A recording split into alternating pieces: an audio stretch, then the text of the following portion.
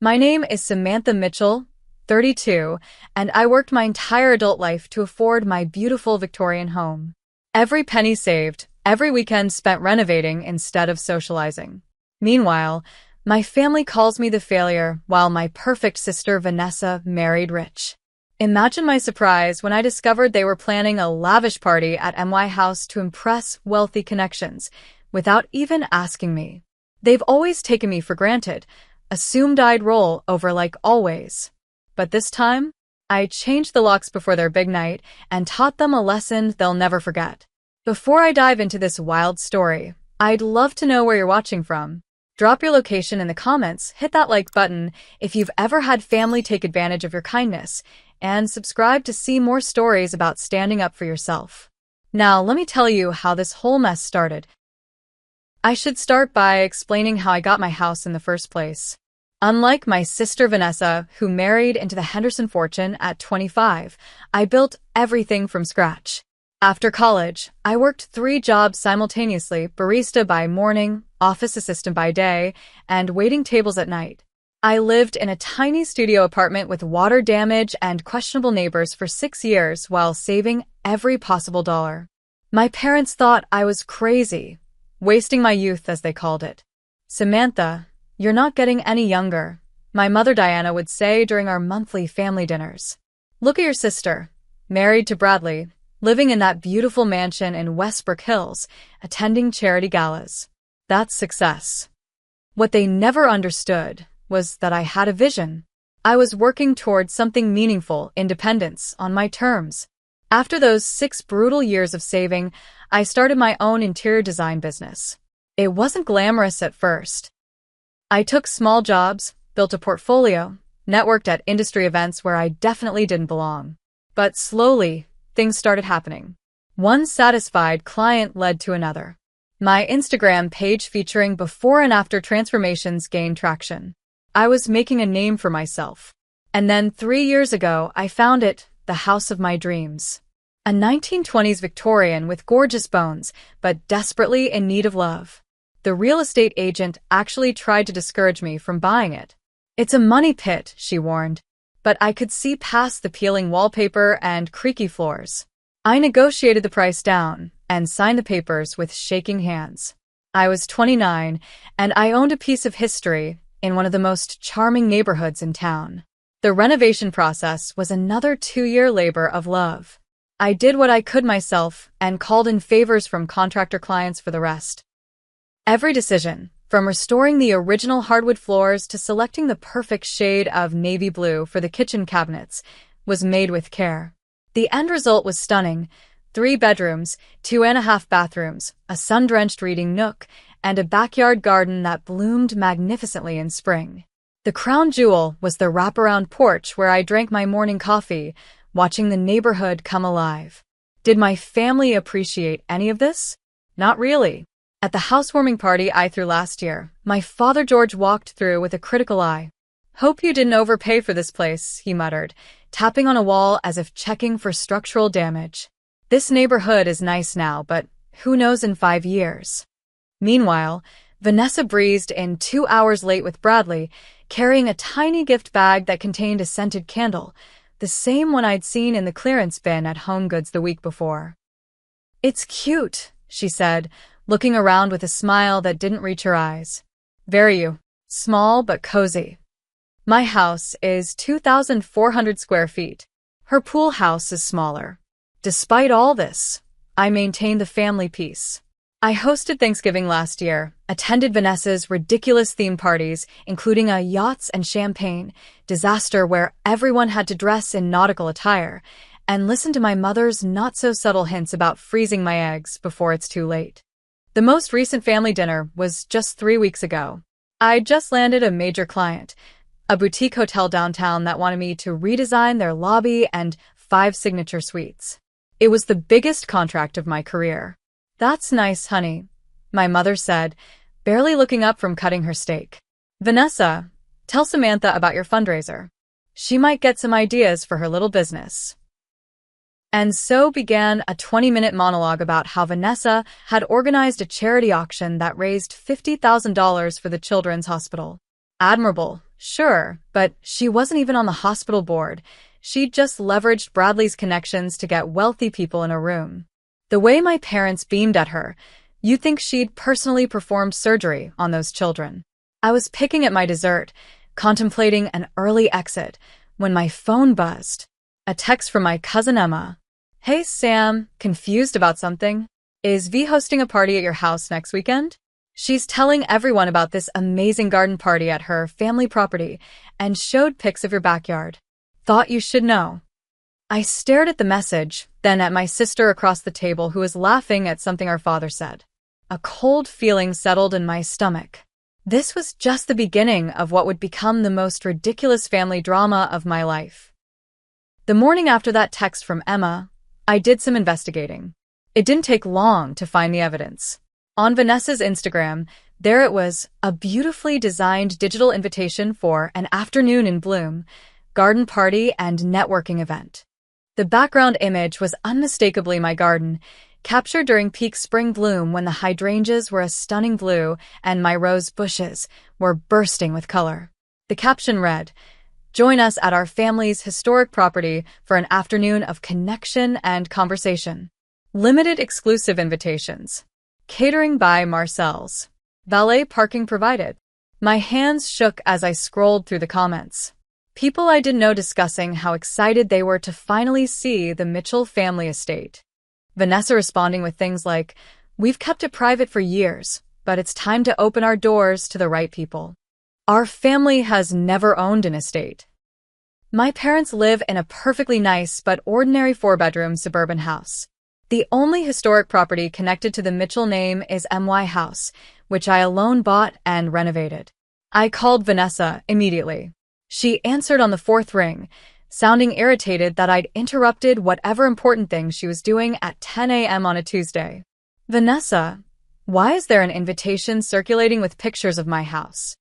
I asked, trying to keep my voice level. "Oh, that." "I was going to tell you about it," she said casually. "It's this networking event for Bradley's business associates and some potential investors. It's really important, Sam." "At my house? Without asking me? Don't be dramatic.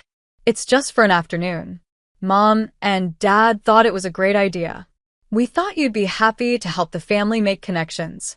It's not like you use that big house for entertaining much anyway." I nearly choked. "It doesn't matter if I throw parties or not. It's my house, Vanessa. My property that I paid for. You can't just decide to host events there." "Mom and Dad already gave the okay on your behalf," she replied, as if that settled everything.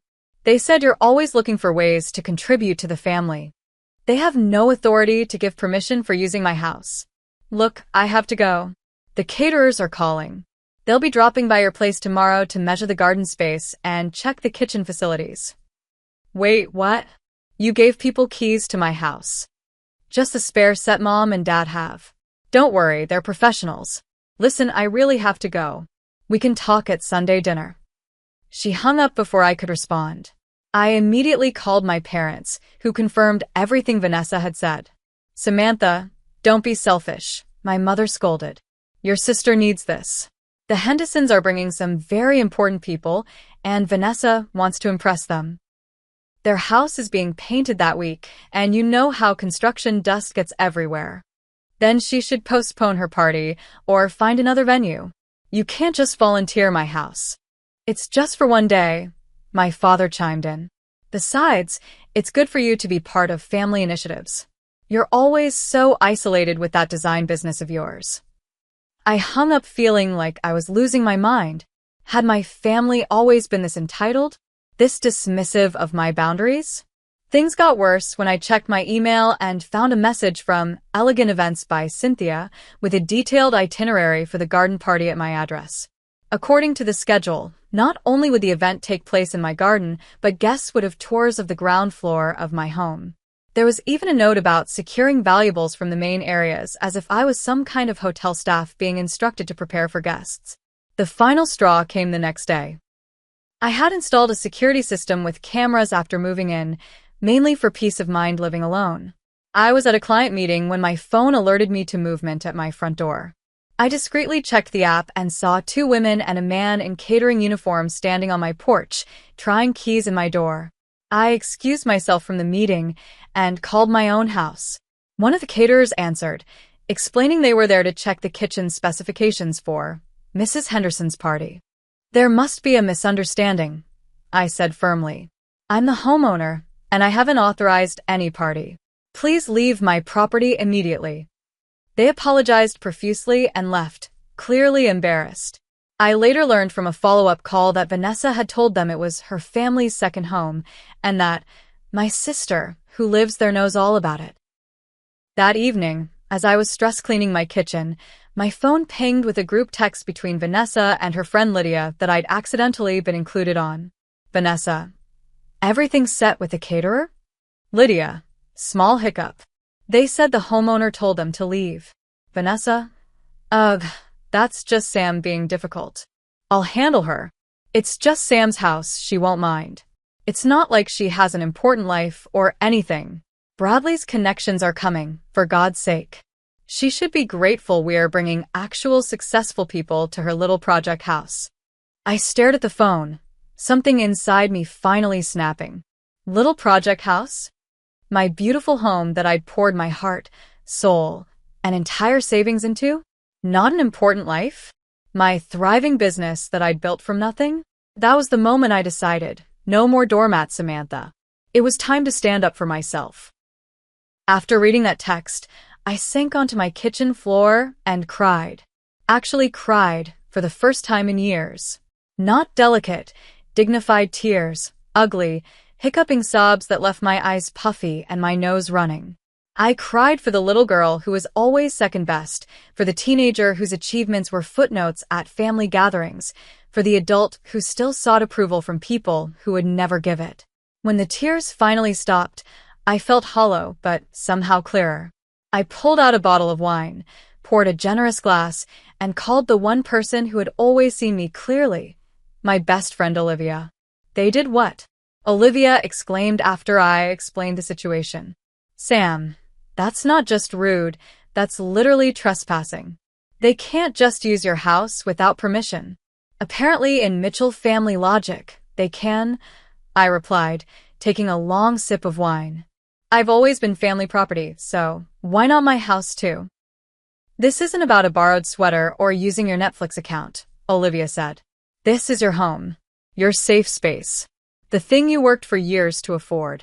And they're just commandeering it." Hearing someone else articulate the violation made it more real somehow. This wasn't me being oversensitive. This was genuinely outrageous behavior. "I don't even know what to do," I admitted. "If I just say no again, they'll keep pressuring me, or worse, they might just show up with guests anyway since they have keys." "First of all, you need to talk to Marcus," Olivia said firmly.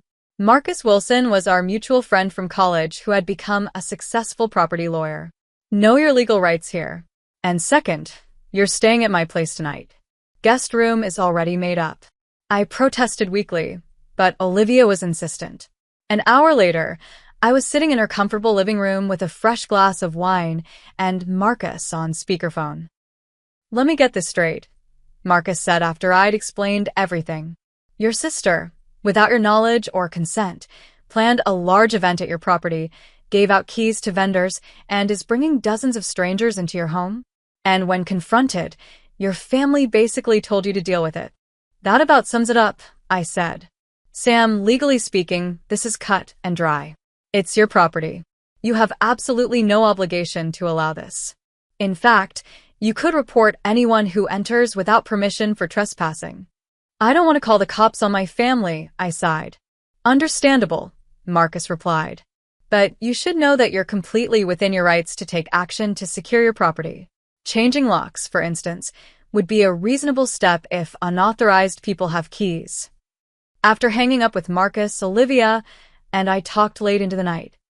She reminded me of all the times my family had taken advantage of my accommodating nature, the loans to Vanessa that were never repaid, the holidays I hosted without help, the way they minimized my career while expecting me to celebrate every tiny achievement of my sister's.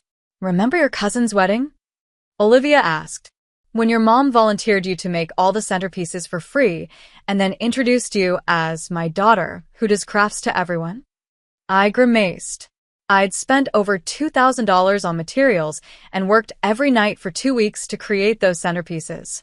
Or the time your dad needed a new office designed for his insurance business, and you did it at cost, but he still complained about the invoice? They've always been like this, I admitted. I just keep hoping that if I do enough, they'll finally see me. Olivia took my hands. Sam, they won't. Not unless you make them. People don't change when everything's working great for them. And right now, having you as the family doormat is working great for them. That night, sleeping in Olivia's guest room, I had a dream about my house. In the dream, I returned home to find it filled with strangers in fancy clothes, all of them touching my things, sitting on my furniture, criticizing my decor. I tried to tell them to leave, but no sound came out. I was invisible in my own home. I woke up with a racing heart and a decision made. The next morning, I called a locksmith and my security company. Then I texted Olivia. Can I stay with you for about 10 days? I have a plan. Her response was immediate. Guest room is yours for as long as you need. What are we doing? I smiled at the we. Unlike my blood relatives, Olivia had always been in my corner. We're teaching my family a lesson about respect and boundaries, I replied. And I might need help moving some things. Throughout that day, between client appointments, I made several crucial calls. First to Raphael, the top-rated locksmith in town, who could change all my locks and upgrade to a smart security system within 2 days. Then to a storage company to rent a secure unit. Finally, to my assistant Becky, explaining that I'd be working remotely for the next week or so due to a family situation. That evening, as I packed an overnight bag at my house, my phone rang. It was Vanessa. Sam, the event planner says you're being difficult. Why would you tell the caterers to leave? This is really unprofessional. I took a deep breath. Vanessa, I'm going to say this one more time. I did not agree to host your party. I will not be hosting your party. You need to find another venue. But all the invitations are sent. People from Bradley's firm are coming, including the partners. The Hendersons will be there. Do you know how hard it was to get them to commit to a date? Not my problem, I said, surprising myself with how calm I sounded. You should have asked me before sending invitations with my address on them. Mom and Dad are furious with you, she threatened. They said you've always been selfish, but this takes the cake.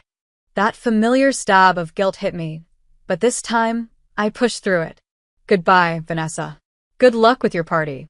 I suggest the country club. They have lovely gardens. I hung up and blocked her number.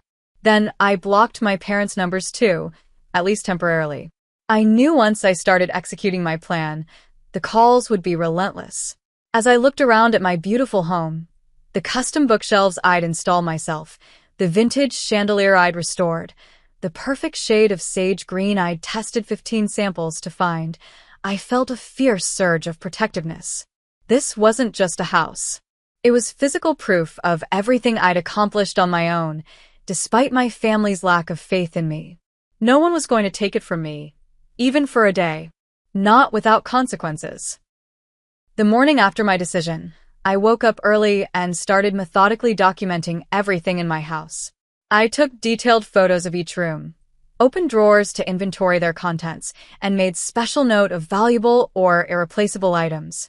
It wasn't that I thought my family would steal from me, exactly, but I didn't trust the strangers they planned to invite into my home. By noon, Olivia arrived with coffee and reinforcements, our friends Natalie and Lauren, who'd volunteered to help with Operation Boundary. Okay, what's the plan, General? Natalie asked, saluting me with her coffee cup. I laid it out for them. First, we pack up all valuables, sentimental items, and anything I'd be devastated to lose. Those go to storage. Second, Raphael the locksmith is coming tomorrow to change every lock and install a new security system that I can monitor remotely. Third, I temporarily moved to Olivia's guest house until after the planned party date. And then what? Lauren asked. I smiled. Then I watched the chaos unfold when they show up to host a fancy garden party at a house they can't enter. We spent the entire day carefully packing my grandmother's china, my collection of first edition design books, the artwork I'd accumulated over the years, and my jewelry. I removed family photos, important documents, and even my favorite clothes. By evening, my SUV and Olivia's car were packed to the brim with boxes headed for the storage unit I'd rented. What about furniture? Natalie asked as we collapsed on my couch with pizza. Too much work to move, and honestly, I'm not worried about the furniture. I just don't want them in my space, touching my personal things, acting like they own the place I worked so hard for. The next day, Raphael arrived with his team. He was a serious man in his 50s who listened carefully as I explained the situation. Family problems, he said, nodding sympathetically. Seen it before. Don't worry, Ms. Mitchell. By tonight, only your fingerprint or app approval will open these doors.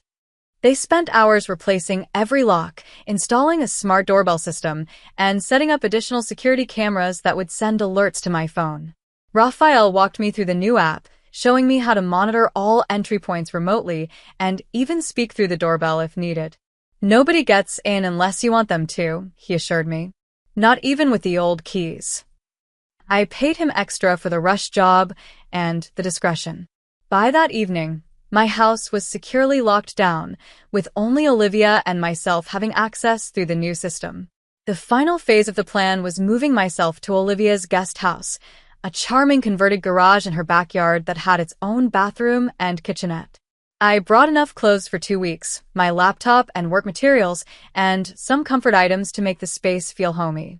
Welcome to your temporary rebel headquarters, Olivia said, helping me arrange my things. How are you feeling? Nervous, I admitted. But also powerful?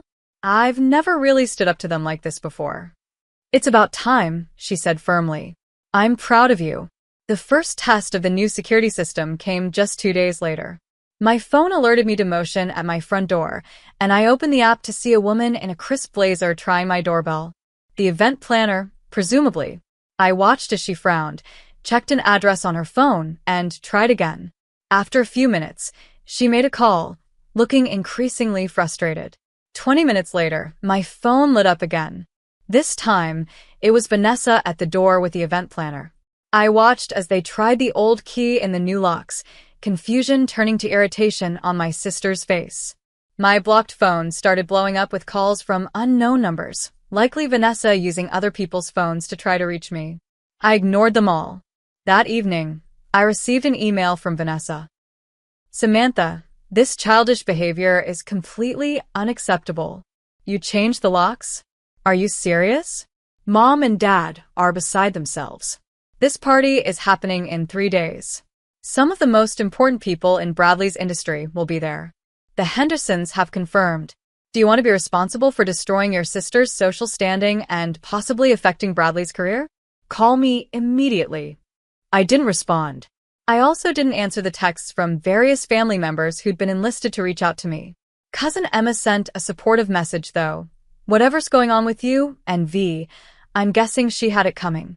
Stay strong. The day before the planned party, the calls and messages reached a fever pitch. My mother left a voicemail on my work phone, the only number I hadn't blocked. Samantha Jean Mitchell, I don't know what kind of game you're playing, but it ends now.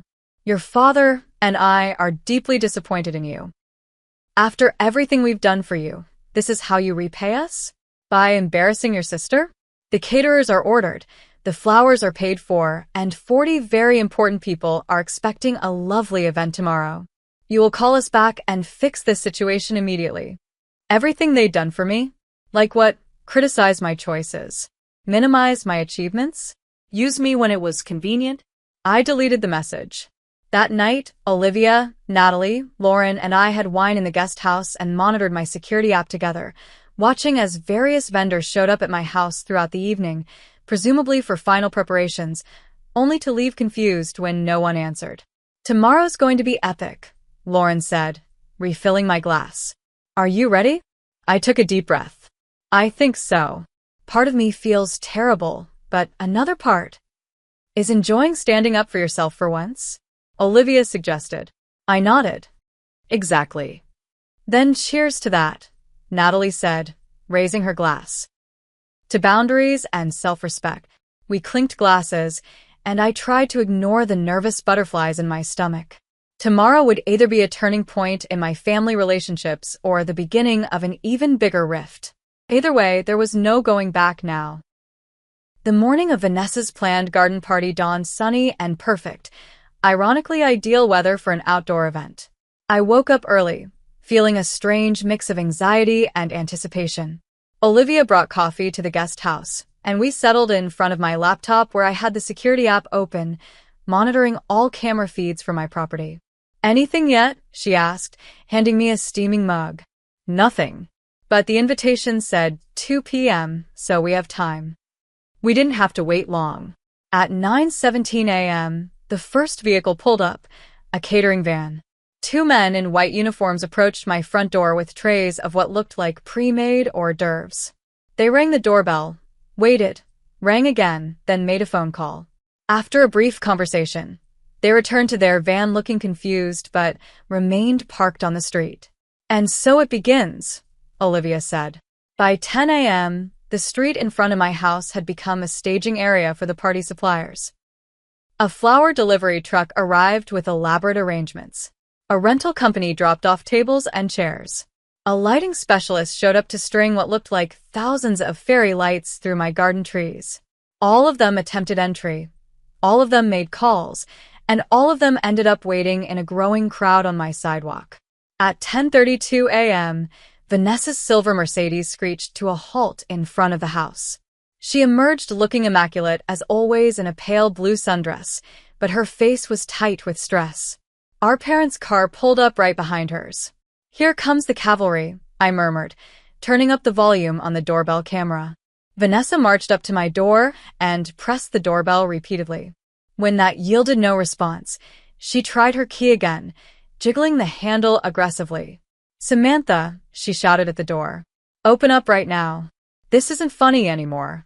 My mother hurried up behind her, my father trailing with a thunderous expression. "I told you she was being difficult," Vanessa said to them. "She changed the locks." "Who does that?" "Someone whose house was being invaded without permission," I whispered to Olivia, who squeezed my shoulder supportively. My father stepped forward and pounded on the door. "Samantha, we know you're in there. Open this door immediately." The event planner approached them cautiously. "Mrs. Henderson, I'm so sorry, but we really need to start setting up. The guests will arrive in just a few hours, and we haven't even accessed the space yet." Vanessa turned to her with a strained smile. "Just a small family misunderstanding. Give us a moment." The woman retreated, and Vanessa pulled out her phone. A second later, my phone lit up with her call. After all the ignoring and blocking, I decided it was finally time to answer. "Hello, Vanessa," I said calmly. Where are you? Why aren't you opening the door? There are a dozen people outside your house right now." "I'm not home," I replied. "And I won't be home today." "What do you mean you're not home? Where are you?" "The party starts in 4 hours. I told you multiple times that I did not give permission for this party. You ignored me. So I made other plans." I could hear my mother in the background demanding that Vanessa put me on speakerphone. A moment later, I heard my mother's voice clearly. "Samantha Jean Mitchell, you come home this instant and open this door. Do you have any idea how embarrassing this is?" "Actually, Mom, I do. It must be really embarrassing to tell people you can host a party at a house that isn't yours, only to discover you can't get in. Almost as embarrassing as having your achievements constantly minimized by your own family. Is that what this is about?" My father's voice boomed. "Some perceived slight? You're throwing a tantrum because you don't get enough attention?" "This is about boundaries," I said firmly. "My house is not family property. It's mine. I worked for it, I paid for it, I renovated it. You don't get to use it without my permission, and you definitely don't get to hand out keys to strangers."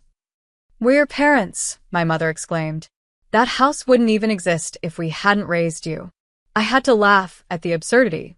"So, what, you think you own everything I'll ever have because you did the basic parental duty of raising your child? Do you think you own Vanessa's house too?" "That's different," my father sputtered. "That's Bradley's house. And this is my house," I countered. Not the Mitchell family estate, or whatever fiction Vanessa's been selling to her friends. Vanessa's voice came back on, lower and threatening. Sam, I have 40 extremely important people showing up in a few hours. If you ruin this for me, I swear to God. You'll what? I challenged. Treat me worse than you already do? Make more dismissive comments about my little project house and my unimportant life? Call me selfish for not letting you use my home without permission? There was a stunned silence on the other end. How did you know I said that? Vanessa finally asked, her voice smaller. You accidentally included me on that group text with Lydia. I saw everything, Vanessa. That's when I decided I was done being the family doormat. More silence, then my mother again. Samantha, please. We can discuss family grievances another time. Right now, we need you to come home and open the door. People are waiting. Those aren't my people, and this isn't my party. I said no, repeatedly, and you all ignored me. Now you can deal with the consequences. We'll call a locksmith, my father threatened. Go ahead, I replied. It's a brand new security system. They won't compromise it without proof of ownership, which only I have. And if anyone tries to break in, the police will be automatically notified. You'd call the police on your own family? My mother gasped. I wouldn't have to. The system would do it automatically. But this can all be avoided if you simply respect my no and find another venue. In 4 hours? Vanessa shrieked. That's impossible. Not my problem, I said, surprised by how steady my voice remained. You created this situation by planning an event at a location you don't control. Now you get to solve it. I ended the call, feeling shaky but resolute. Olivia gave me a high five. You were amazing. Did you see their faces when you shut them down? We continued watching the security feeds as my family huddled in a tense discussion on my porch. Eventually, Vanessa got on her phone, presumably trying to find a last-minute alternative venue. My parents split up, my mother talking to the event planner, my father on his phone pacing the sidewalk. Around noon, the first of the valets arrived. By 1 p.m., early guests started appearing, men in summer suits and women in elegant dresses, looking confused at the commotion on the sidewalk instead of a sophisticated garden party. The real drama peaked at 1:40 p.m. when a sleek black SUV pulled up and an older couple emerged, the Hendersons, Bradley's parents, based on photos I'd seen. They approached the chaos with visible confusion. Even from the security camera, I could see Vanessa's expression of pure panic as she hurried to intercept them, Bradley appearing from somewhere to join her. There was an intense conversation, with Vanessa gesticulating frantically and Mrs. Henderson's face growing increasingly disapproving. More guests arrived to the same scene, no party, just a locked house and a frazzled hostess. Some left immediately. Others stood around awkwardly. I watched as Vanessa's carefully curated social event disintegrated in real time. At 2:30 p.m., most of the guests had left. The caterers began packing up their unserved food. The rental companies started loading tables and chairs back onto their truck. And in the midst of it all, Vanessa sat on my front steps, mascara streaking down her face, while Bradley spoke intensely with his disappointed-looking parents. I almost feel bad for her, I said to Olivia as we watched. Don't, she replied firmly. She brought this on herself by treating you and your home like properties she could use at will. By 4 p.m., the street was empty except for my family's cars. My parents and sister sat in a grim circle on my front lawn, looking utterly defeated. As I watched them on the camera feed, my phone buzzed with a text from Bradley, surprisingly. Samantha, I just learned the full story from Vanessa. I had no idea she hadn't gotten your permission for this event. I'm truly sorry for the boundary violation. If you're willing to talk, I'd like to help resolve this family situation. It was the first genuine apology I'd received from anyone, and it came from the person I was least connected to. I showed Olivia the text. Interesting, she said. Sounds like at least one person is starting to get it. I replied to Bradley. Thank you for acknowledging the boundary violation. I'm not ready to talk today, but maybe next week once things have cooled down. Then I put down my phone and closed the laptop. I'd seen enough. Come on, Olivia said gently. Let's go get dinner. You've had a stressful day. As we left the guest house, I felt lighter somehow, as if I'd put down a heavy burden I'd been carrying for years. For the first time in my adult life, I had stood firm against my family's expectations and demands. It wasn't easy, and the fallout would be significant, but in that moment, I knew I'd done the right thing for myself. And that was worth celebrating, at least for tonight. The week following the lockout, as Olivia had dubbed it, was intense. My phone exploded with messages once I unblocked my family members. Some were angry and accusatory, others guilt-inducing, and a surprising number were from extended family members expressing support after hearing what happened. My mother's texts oscillated between fury, "I've never been so humiliated in my life," and martyrdom. "After all I've sacrificed for you, this is how you repay me." My father was more direct. "You've damaged this family's reputation. I hope you're satisfied." Vanessa's messages were the most volatile, ranging from rage, "You've ruined everything," to desperation, "The Hendersons barely speak to me now," to manipulative, "Bradley's business connections think our family is dysfunctional." I responded to none of them, taking the time at Olivia's to process my feelings and determine my next steps. I worked remotely, had dinner with friends who supported me, and even scheduled a few sessions with a therapist Natalie had recommended. Family dynamics don't change overnight, Dr. Rivera told me during our first session. You've disrupted a long-established pattern where you accommodate everyone else's needs at the expense of your own. There will be resistance before there's acceptance. On day 8, I received an unexpected visitor at Olivia's. I was working on design plans in the guest house when the doorbell rang. Through the window, I saw Bradley Henderson standing on the porch alone. Curious, I opened the door. "Samantha," he said, looking uncomfortable but determined. "I know you said next week, but I was hoping we could talk sooner. May I come in?" I hesitated, then nodded, stepping aside to let him enter. Bradley had always been a peripheral figure in family gatherings, polite but distant, usually absorbed in work calls or conversations with my father about investments. I realized I barely knew him despite him being married to my sister for 5 years. "I want to apologize again," he began once we were seated. "What Vanessa did was wrong. Using your home without permission, giving out keys, all of it." "Thank you," I said, genuinely surprised by his directness. "But shouldn't you be supporting your wife right now?" Bradley sighed, running a hand through his hair. "I am supporting her, just not in the way she wants. Vanessa needs to take responsibility for her actions. We've been talking a lot this week, and some hard truths have come out." "Like what?" I asked cautiously. "Like the fact that she's deeply insecure about not having her own accomplishments. She admits she's jealous of you, Samantha." I nearly choked on my tea. Jealous? Of me? She's the golden child, the successful one with a perfect life. In your parents' eyes, maybe. But Vanessa sees you differently. You built something from nothing.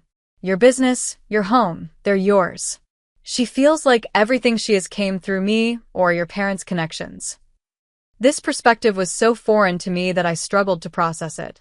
But she's always looked down on my career, my house, my choices.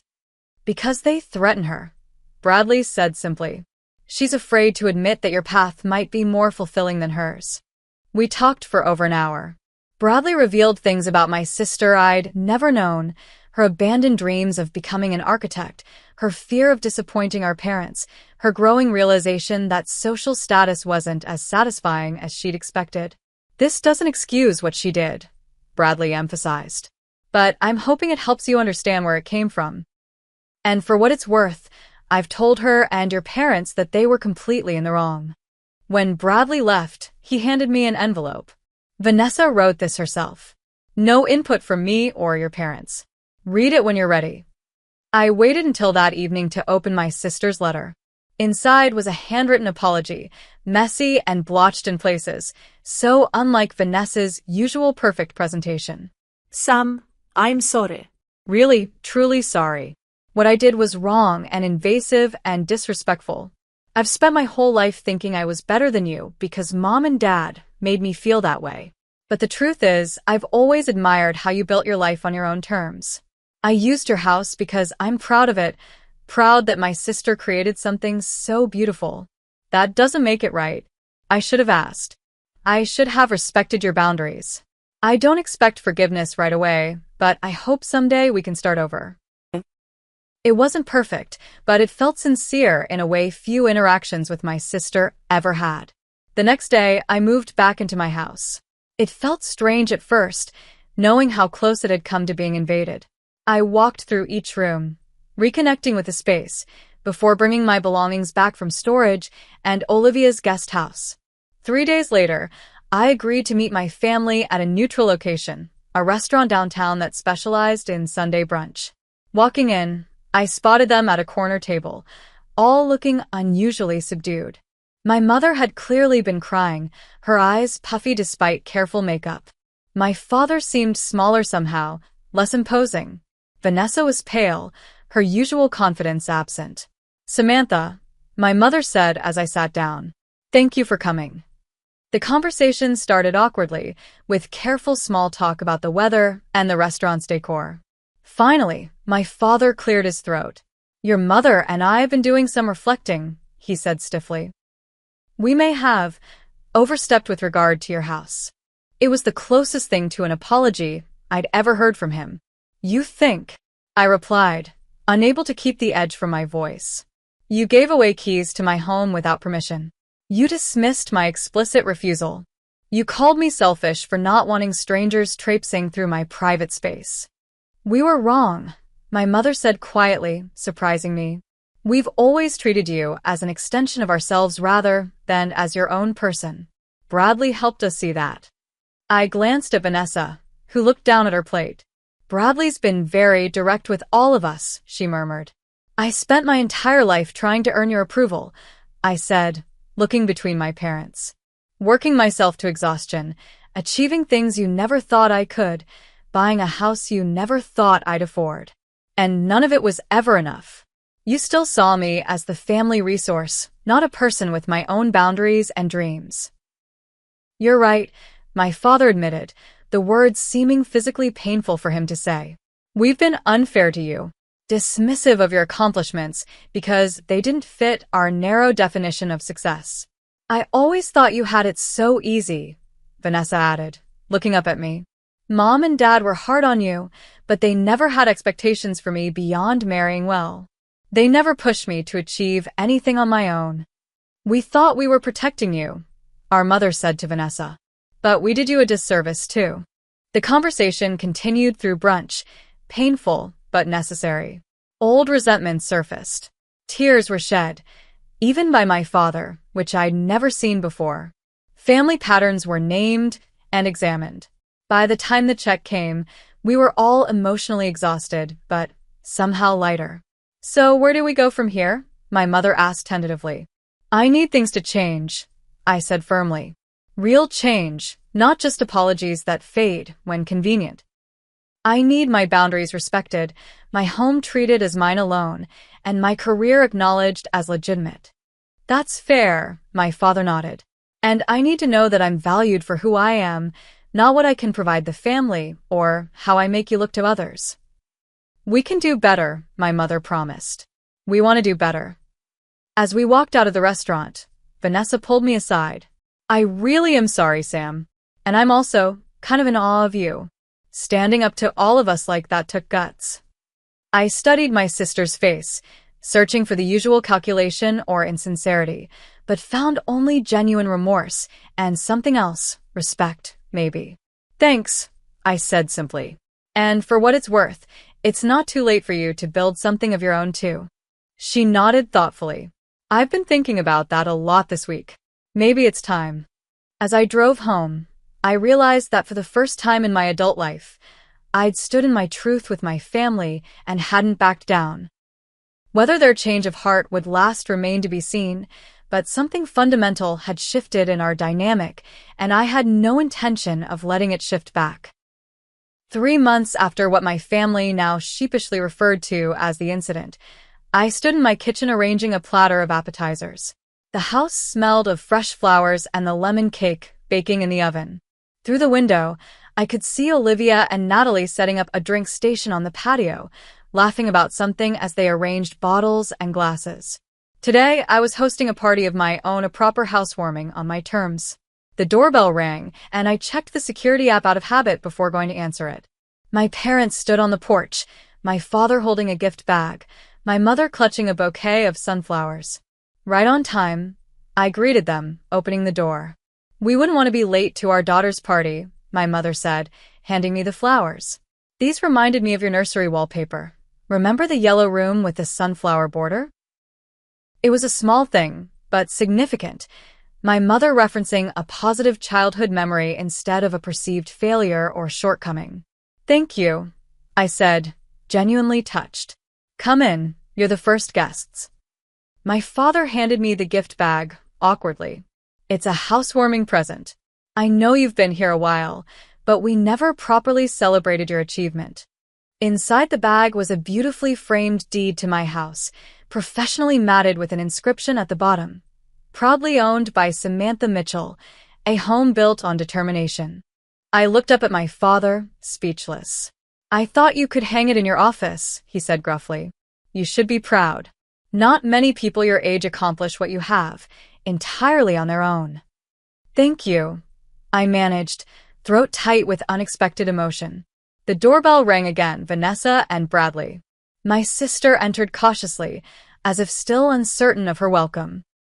3 months of weekly coffee meetings had begun to rebuild our relationship, but we were still finding our footing.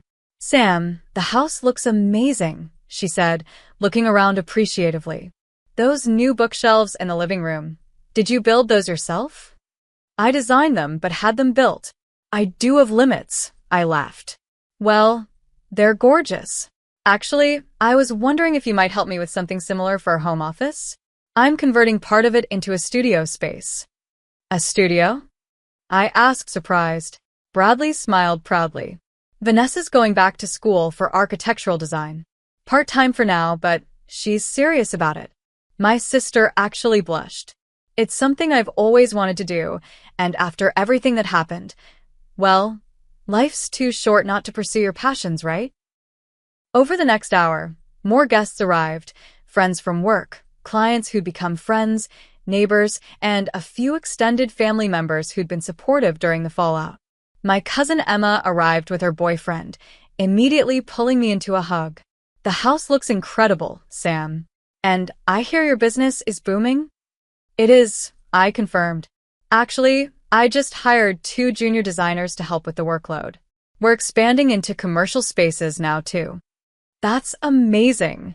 Who would have thought your little cousin would become a design mogul?" As I mingled among my guests, I noticed something remarkable. My parents were actually telling people about my business achievements. Not with the dismissive tone they'd used in the past. "Samantha does little decorating projects," but with genuine pride. "Our daughter just landed the contract for the new boutique hotel downtown." I overheard my father telling our neighbor. "Beat out 3 established firms for the bid."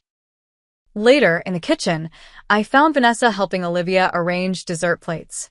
"Hey," my sister said when she saw me. "I hope it's okay that I'm in here. I wanted to make myself useful." "Of course it's okay," I assured her. "Thanks for helping." Vanessa glanced around to make sure we weren't overheard. "I've been meaning to tell you something. Remember the Hendersons? After the party disaster?" I nodded, bracing myself. "Well, Mrs. Henderson called me last week. She said she was impressed by how our family worked through such a difficult situation. She actually invited me to join the hospital board, on my own merits, not as Bradley's wife or for our social connections." "Vanessa, that's wonderful. It's ironic, isn't it? The failed party ended up creating a real opportunity, not the superficial networking I was chasing." As the evening progressed, I found myself on the porch swing with Bradley, taking a moment of quiet amid the pleasant buzz of conversation from inside. "You seem happy," he observed. "I am," I realized. "And not just because the party's going well. Things feel different. Real." "Standing up for yourself changed everything," Bradley said. "Not just for you, but for all of us. Vanessa's pursuing her own dreams now." Your parents are confronting some hard truths about how they've treated both their daughters. Even I'm delegating more at work to be present at home. All because I changed some locks, I mused. Because you valued yourself enough to set boundaries, he corrected. That's a powerful thing. Later, as guests began to leave, my mother pulled me aside. Samantha, I want you to know, I'm proud of you. Not just for your success, but for standing up for yourself. It couldn't have been easy, especially with how we raised you. It wasn't, I admitted, but it was necessary. Your father and I have been seeing a family therapist, she confessed, surprising me again.